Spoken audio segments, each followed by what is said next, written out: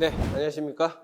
여러분들하고 통역 입문 강의를 같이 하게 될 이명재라고 합니다.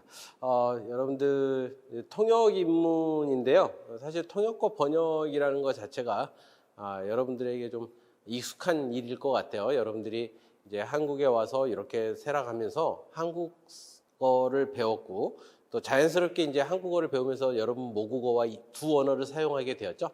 그래서 주위에서 이제 여러분들한테 번역도 많이 요구를 하고 또 통역도 많이 이렇게 요구를 하게 되는데 사실 기본적으로 통역에 대해서 이런 경험을 안 갖고 있거나 또 아예 모른다라고는 생각하지 않습니다. 다만 여러분들이 지금까지 알고 있는 통역, 알고 있는 번역들을 총동원해서 그런 지식들을 동원해서 여러분들이 전문성 있는 어떤 고민을 할 수 있는 방법, 또 여러분들이 지금 하고 있는 통역이나 번역이 전체 통역이나 번역의 범주에서 어디에 해당하는지, 또 여러분들이 도대체 구체적으로 무엇을 하는 통역사인지, 어떤 역할을 할 수 있고 어떤 역할은 하지 못하는 것인지에 대한 어떤 여러분들의 정체성을 좀 파악해가는 그런 과정이 될 것 같습니다. 그래서 기본적으로 여러분들의 통역의 이해, 통역이 무엇인지 좀 이해해가는 것을 중심으로 여러분들과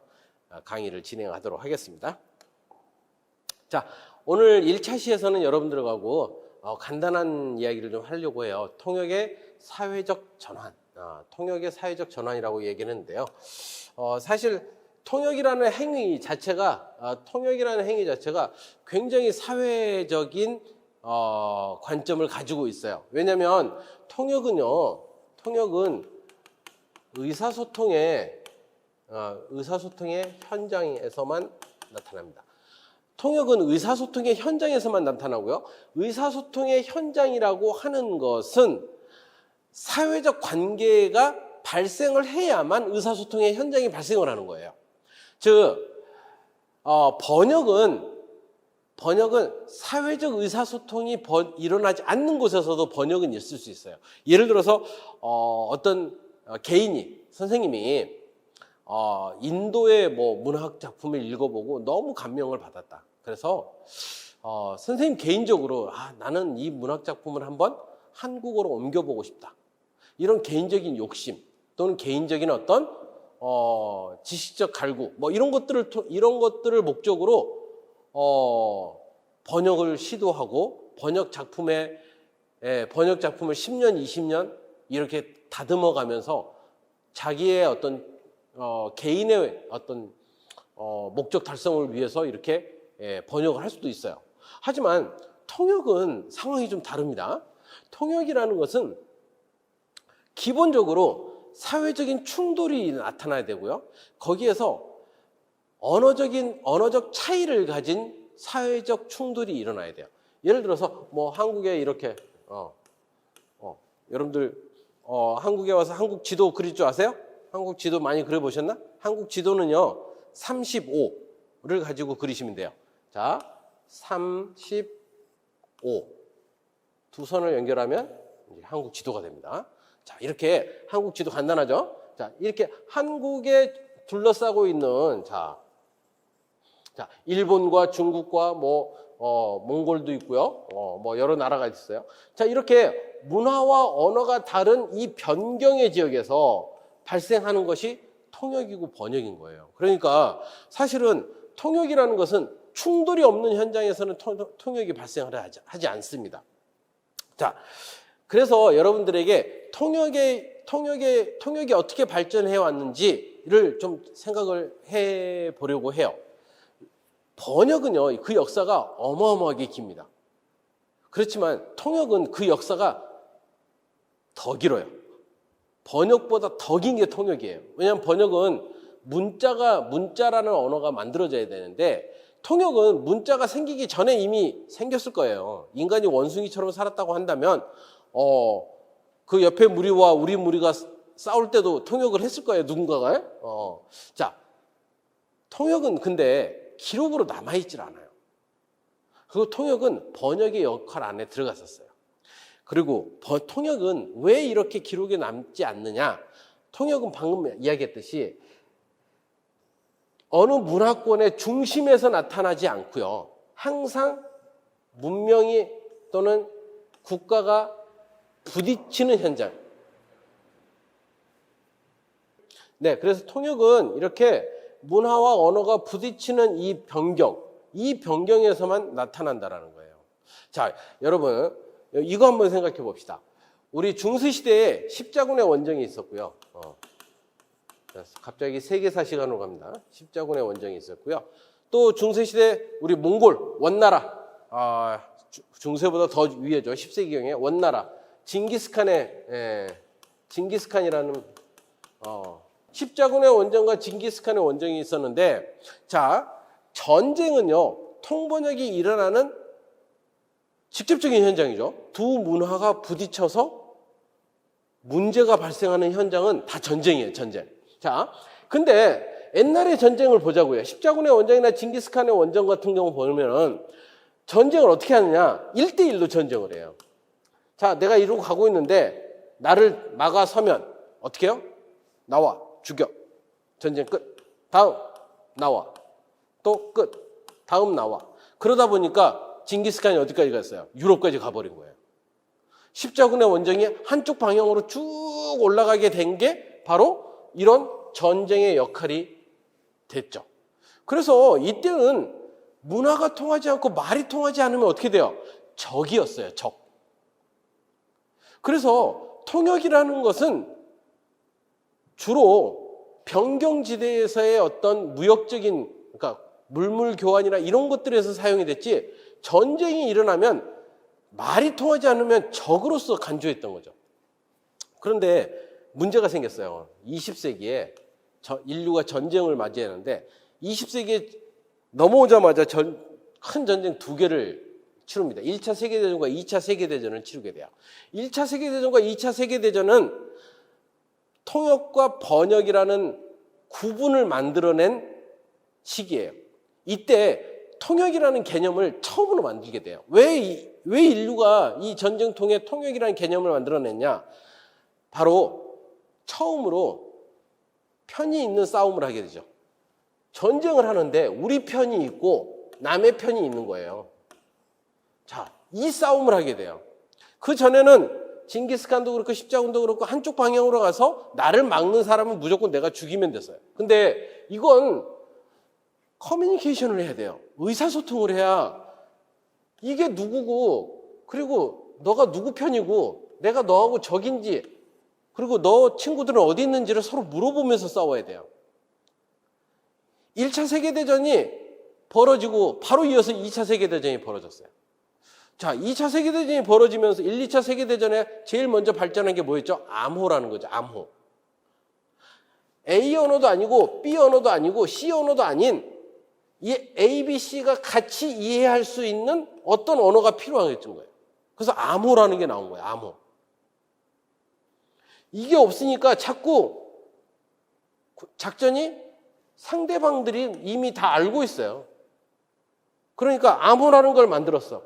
이 암호도 전쟁을 하다 보면 서로 들키고 뺏기게 되죠. 그러니까 2차 세계대전에 미국은 이 암호 체계를 생산하기가 너무 힘드니까 미국은 뭘 했냐? 인디언 부족을 각 부대에 한 명씩 파견을 하죠. 그리고 무전기로 인디언 언어로 통화를 하게 하는 겁니다. 그러면 이게 이게 암호가 새 나갈 일이 없죠. 아무것도 만들어져 있지 않을까요? 그래서 그 정도로 의사소통이 중요했던 시기가 이 1, 2차 세계대전이에요. 그래서 여러분들 카세트 테이프에 이렇게 한국 사람들 옛날에 다들 그 영어 테이프 하나씩 갖고 있었어요. 한국에서 여러분들은 잘 모르시겠지만 한국 옆에 있는 한국 친구들한테 물어보면 한국 사람 중에 영어 제일 잘하는 사람 민병철, 생활영어, 테이프 100개, 200개, CD 많이 갖고 다녔죠. 이거 차에다 넣고 막 이렇게 들으면서 계속 따라하고 이 영어를 배우는 방법, 이런 교수법. 여러분들도 지금 한국어 배울 때 녹음 테이프, CD롬 이렇게 들으면서 따라하고 그랬죠. 이 교수법이 무슨 교수법이냐면 밀리터리 교수법, 군대 교수법이에요. 군대 교수법. 왜 군대 교수법이라고 하냐? 이거 미군이 2차 세계대전 중에 독일어와 러시아어를 가르치기 위해서 군인들을 아침부터 저녁까지 될 때까지 반복해 따라해 라고 가르친 교수법이기 때문에 그래요. 자, 왜 이렇게 이런 일이 이렇게 외국어 교육과 통역사들을 많이 키웠느냐? 전쟁을 하다 보니까 이 공부하는 사람, 그쵸? 외국어를 잘하는 사람들의 문제점이 뭐냐? 전쟁을 못 하더라는 거예요. 그래서 전쟁하다 보면 제일 먼저 죽고 없어요. 적을 잡아서 물어봐야 되는데 통역 이리 오세요. 통역 이미 죽고 없어요. 그래서 또 통역을 구하고 이런 시대를 바뀝니다. 그래서 시대가 이런 전쟁을 해보면서 20세기에 들어와서 번역하고 문자 언어를 하는 것과 달리 구두어, 말을 전달하는 것을 전문적으로 하는 사람이 필요하구나. 그래서 통역사라는 것이 자리를 잡게 되죠. 2차 세계대전이 끝나고 전 세계는 유엔이라는 기구를 만들어요. 이 유엔이 만들어지면서 제일 먼저 했던 일, 유엔에 전 세계가 같이 쓸 언어 6가지를 정합니다. 이것이 유엔 공식 언어 6대 언어예요. 이 6가지 공식 언어를 중심으로 해서 각 나라에게 주문을 하죠. 자, 이 6개 언어로 유엔에서 의사소통을 하고 문서를 만들 테니까 각 나라에서는 이 6개 언어를 중심으로 해서 통역하고 번역할 수 있도록 교육 시스템을 만들어 달라라고 해서 각 나라에 생긴 게 외국어 대학교예요. 외대에 선생님이 있는 그 학교도 바로 이런 목적으로 만들어진 겁니다. 그래서 유엔이라는 기구에서 6대 언어를 정하고 이 유엔에 나와서 이야기를 하려면 이 6대 언어로 통역을 해서 말해야 된다는 것이 정해지면서 여러분들 머릿속에 외국어를 하는 사람 중에 제일 멋있는 사람은 누구다? 통역사다. 통역은 왠지 화려하고 제일 멋있는 것 같다. 여러분들이 생각하는 통역사는 어떤 직업이니까? 대통령 옆에, 총리 옆에, 대기업 회장님 옆에 앉아서 통역하는 사람. 미안하지만 통역사는 서비스원일 뿐이에요.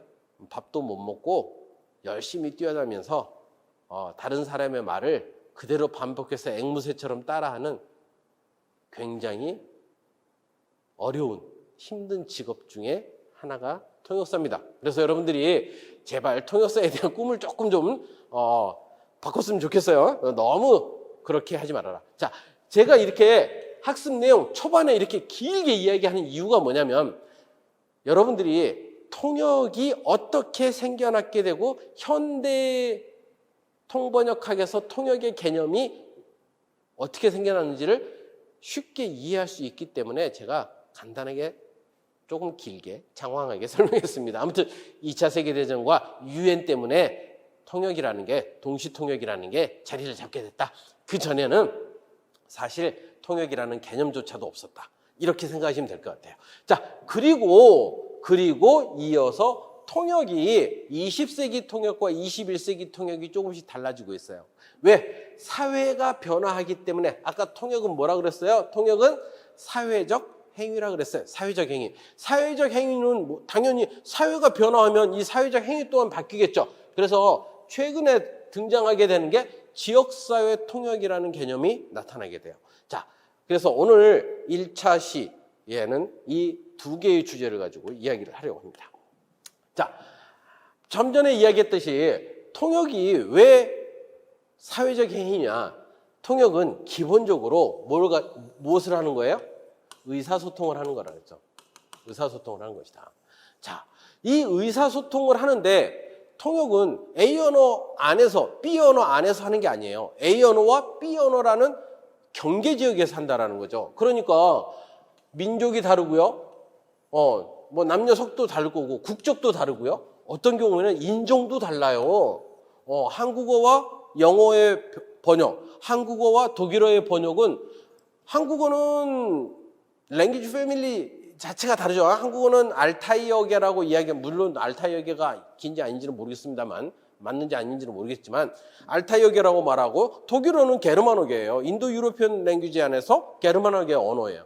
전혀 한국어하고는 아무런 관계가 없는 아주 먼 거리의 언어인데 통역이 되고 번역이 돼야 된다는 거예요. 그래서 사실 이런 매우 복잡한 요소들의 차이를 가진 그런 경계 안에서, 그런 사회적 테두리 범주 안에서 벌어지는 의사소통이다.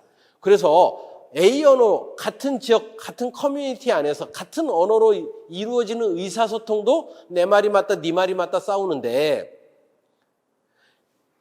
정말 너무나 많은 게 다른 이 두 언어를 갖고 의사소통, 커뮤니케이션을 하면 잘 될까요? 잘 되게 해야겠죠. 잘 되게 하려니까 전문적인 능력을 가진 사람을 키워야 된다라는 거고, 그게 통역사라는 거예요. 자, 봅시다. 그래서 A 언어를 쓰는 사람이 B 언어를 쓰는 사람과 대화를 하고 싶어요. 자, 사회적 제도 범주 안에서 이런 일이 벌어졌을 때, 사회적 제도 범주, 우리가 쉽게 말하는 게 유엔이라는 거예요. 자, 유엔에서 만났어요, 두 사람이. 유엔에서 만나서 이 범주 안에서 이야기를 해야 돼요. 그러면 뭐라고 약속했다고요? 그쵸? 통역사 데리고 나와. 이렇게 했단 말이야. 통역사 데리고 나와. 통역사 6개 언어 딱 정해주고 이 언어로 된 통역사, 할 수 있는 통역사 데리고 나와서 이야기해. 이렇게 된 거예요. 그래서 이 통역사라는 위치를 이 유엔이 설립되면서 국가 간의 협상, 국가 간의 여러 가지 마찰, 이런 것들을 해결하는 어떤 중재자로서 그 현장에 놓이게 된 거죠.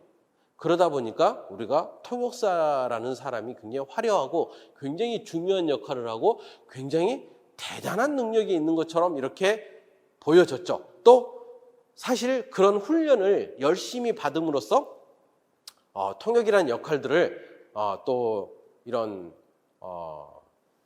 해낼 수 있는 그런 것들을 만들어내게 된 거예요. 자, 의사소통의 한 부분으로서 통역은 사회적 현상이다. 즉, 사실 그 나라, 그 커뮤니티가 요구해서 이런 통역사를 만든 게 아니라는 거예요. 유엔이라는 기구가 만들어지면서 통역이라는 어떤 개념을 만들어내고 이 제도적인 개념 안에서 통역사라는 게 처음으로 직업적으로 만들어진 겁니다. 그러니까 이런 사회적인 현상으로서 만들어지게 된 거예요. 자, 이런 사회적 요인들의 영향을 받고 사회적 목적을 달성하는데 사용되는 게 통역인 거예요. 그러니까 지금까지 번역과는 전혀 다르죠. 번역은요, 사실 다른 문화, 높은 문화에서 낮은 문화에서 높은 문화의 문화를 끌어당기고 싶을 때 학문적인 목적, 문화적인 갈구, 해소, 이런 것들, 갈증 해소, 이런 것들을 위해서 번역이 사용이 됐다면 통역은 사회적인 협상과 조직 체계, 제도적인 차원에서 만들어진 게 통역이다.